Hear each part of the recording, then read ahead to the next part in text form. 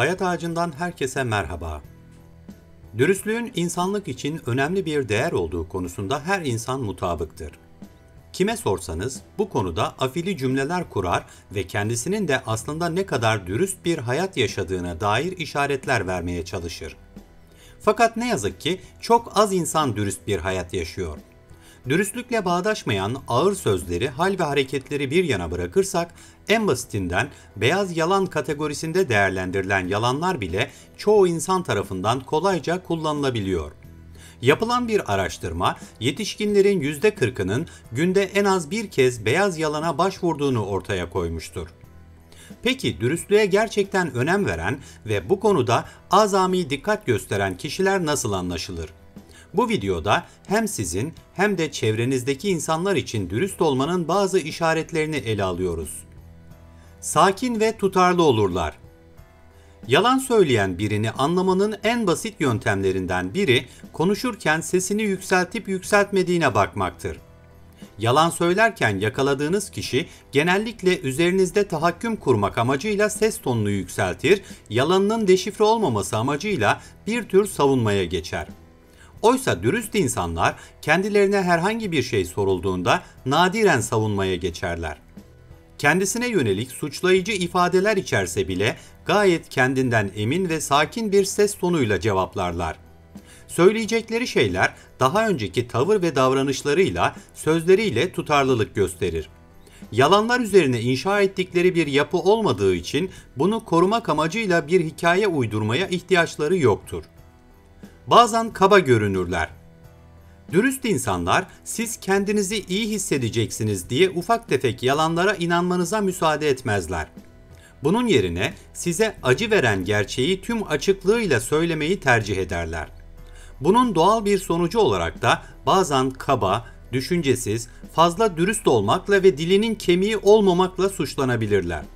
Bu yüzden eğer katıksız gerçeği öğrenmeye hazır değilseniz dürüst bir insana sorular sormayın. Dürüst insanlar her şeyin dışını şekerle kaplamaktan, ağzınıza bir parmak bal çalmaktan pek hoşlanmazlar. İşler yolunda değilken yolundaymış gibi davranmazlar.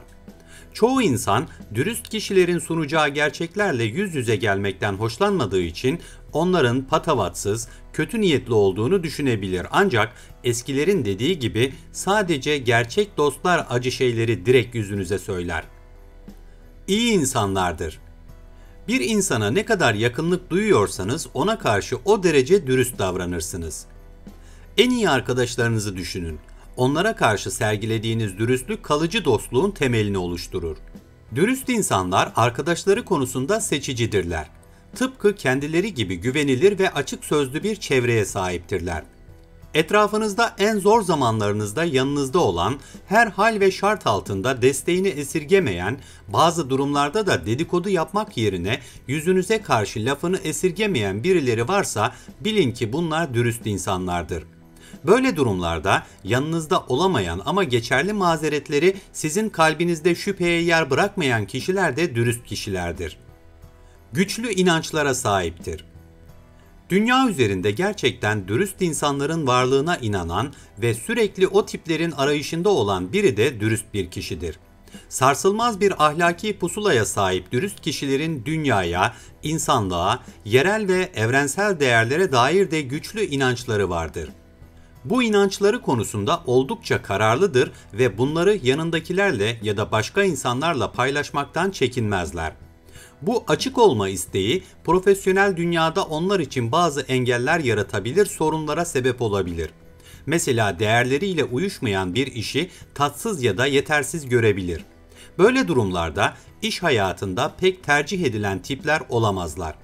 Çünkü daha çok dürüstlük ve şeffaflık isteyen, fikirlerini söylemekten çekinmeyen bir insanı ancak aynı duyguları paylaşan bir işveren çalıştırmak ister.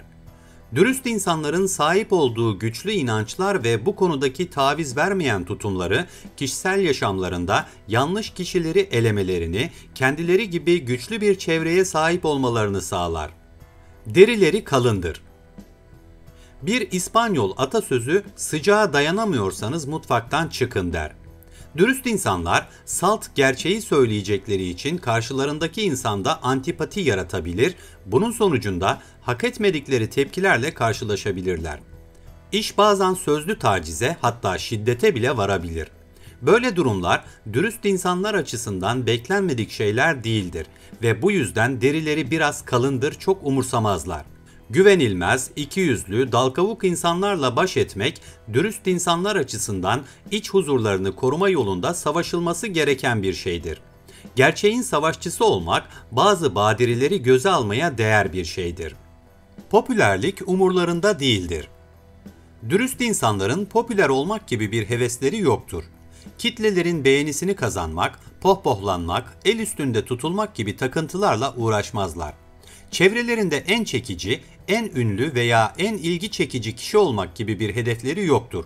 Bu konulara oldukça ilgisizdirler. Zaten böyle heva ve hevesleri olan kişilerin dürüstlük skalaları çok da yüksek değildir. Mesela dürüst insanlar bir iyilik yaptıklarında bunu herhangi bir kaldıraca ihtiyaçları olduğu için değil, sırf yapmak istedikleri için yaparlar. Popüler olmak yerine kendilerini geliştirmekle daha ilgilidirler. Dünyaya karşı dürüst olanların zaten değerli olduklarını varsayarlar ve bunu hayatlarının vazgeçilmez ilkesi olarak düşünürler. Hatalarını sahiplenirler. Dürüst insan olmak, hatasız biri olmak anlamına gelmiyor elbette. Kimse mükemmel değildir ve tüm harika özelliklerinin yanında dürüst insanların da hataları olabilir. Ancak onları diğerlerinden ayıran şey sorumluluk üstlenme ve işleri berbat ettiklerinde özür dileme hasletleridir. Esasen kötü olan birinin yanlış bir şey yaptıktan sonra özür dilemesi, hatalarını sahiplenmek yerine çeşitli mazeretlerle karşı taraftakinin yaşadığı olumsuz duyguları hafifletmeyi amaçlar. Fakat dürüst insanlar yalnızca gerçeğin peşinde oldukları için bu gerçek kendi canlarını acıtacak olsa bile gururlarını ve egolarını bir kenara bırakarak samimi şekilde özür dileyebilirler. Çoğu insan sorumluluktan kaçmak için suçlama, yansıtma, aldatma gibi mekanizmaları devreye sokarak sorunu daha da derinleştirir. Oysa dürüst insanlar böyle dolambaçlı yollara girmezler ve sorun büyümeden empati yapma, özür dileme, gönül alma gibi yolları tercih ederler. Videoyu beğendiyseniz Hayat Ağacı'na abone olmayı, yorum yapmayı, beğen butonuna basmayı ve bildirim zilini açmayı unutmayın.